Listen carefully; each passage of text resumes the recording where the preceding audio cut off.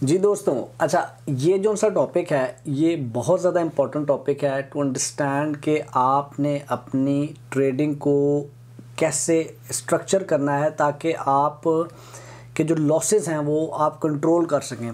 देखें, कोई भी ट्रेडर, कोई भी अच्छा ट्रेडर, उसका जो स्ट्राइक रेट होता है वो 5 से 7 60 to 70% बहुत अच्छा स्ट्राइक रेट है। इसका क्या मतलब है कि अगर आपने 10 ट्रेड्स की हैं तो उनमें से 7 अगर आप जीतते हैं और 3 में स्टॉप लॉस होता है तो उसमें आपको ये एक बहुत अच्छा स्ट्राइक रेट है। तो अगर आप ट्रेडिंग कर रहे हैं तो उसमें रिस्क जो आप लगा रहे हैं, अपना जितना पैसा रिस्क कर रहे हैं उसका रिवॉर्ड कितना लेना है, ये मैं आपको इस टॉपिक में समझाने वाला हूँ।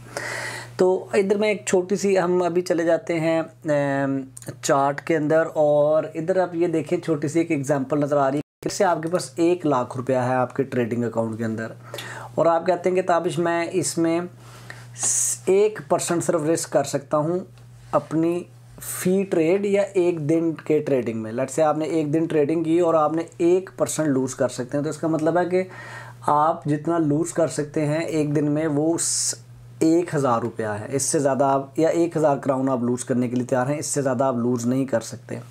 अच्छा, या आप इसे कहते हैं नहीं मैं इसे सिर्फ 0.5 कर सकता हूं, तो फिर आपका 5% आपका 500 क्राउन जो है वो आपका आ जाएगा।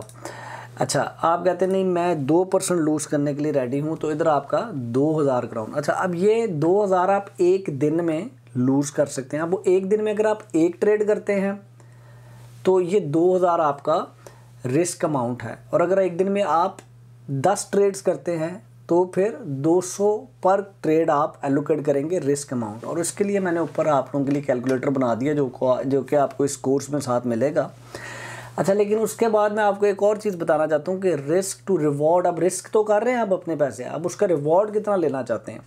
तो उसका यहाँ पर एक सिंपल सा रूल है जो कि मैं आगे जाके इस रूल को समझ लें, जो कि मैं आगे जाके बताऊँगा इसको प्रैक्टिकली करना कैसे। सिंपल सा रूल ये है कि अगर आप डे ट्रेडिंग कर रहे हैं तो 1 to 1 रिस्क टू रिवॉर्ड बड़ा अच्छा रिटर्न है आपके पास। इससे ज़्यादा भी हो सकता है, लेकिन एक मैं नॉर्मल, एक नेचुरल और जो एवरेजली चलता है उसमें मैं आपको बता रहा हूँ कि अगर आपने 1 क्राउन लगाया है और उससे 1 क्राउन कमाया है तो ये एक बड़ा अच्छा आपका रिस्क टू रिवॉर्ड है डे ट्रेडिंग के अंदर। जैसे जैसे देखें टाइम फ्रेम आप कम करते जाएंगे अपना ट्रेडिंग का, 5 मिनट के चार्ट के ऊपर या 15 मिनट के चार्ट के, यानी कि आप एंटर हुए हैं और आप 15 मिनट बाद एग्जिट हो रहे हैं, तो आपका जो रिस्क टू रिवॉर्ड है वो कम होता जाएगा।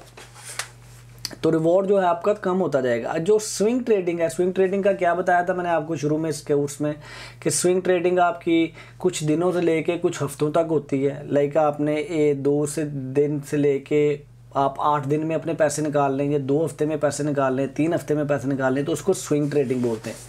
तो उसमें जो आपका रिस्क टू रिवॉर्ड होना चाहिए वो एटलीस्ट 1 to 2 होना चाहिए या 1 to 3 होना चाहिए, ऐसी ट्रेड में आप एंटर हों।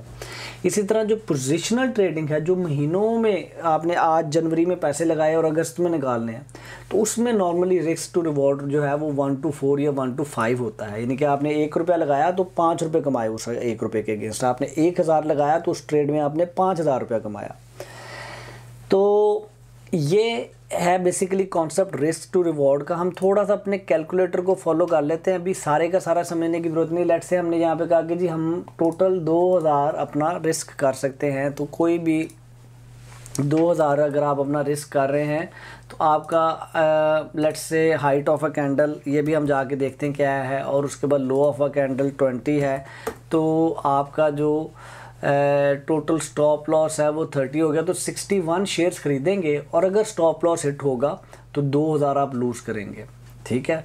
और अगर स्टॉप लॉस लूज़ नहीं होगा, हिट वो अगर स्टॉप लॉस जो सा है वो हिट नहीं होगा और आपका 1 to 2 का रिस्क टू रिवॉर्ड है, तो आप फ़ी शेयर जो सा है 100 जो आपने 50 का ख़रीदा है वो आप 111 का बेचेंगे। अभी हम जाके देखते हैं ये फिगर्स कैसे आए। ये कैलकुलेटर मैंने बना दिया, आप इसी में जाके एंट्रियां कर सकते हैं, लेकिन हम आगे चलते हैं, अपनी स्ट्रेटजी को इम्प्लीमेंट करते हैं और उसमें फिर मैं आपको लाइव ट्रेड्स में दिखाता हूँ कि कैसे ये रिस्क टू रिवॉर्ड को सेट करते हैं। तो लें जी, अगली वीडियो में चलते हैं और आपको अब आगे जाके स्ट्रेटजी दिखाते हैं।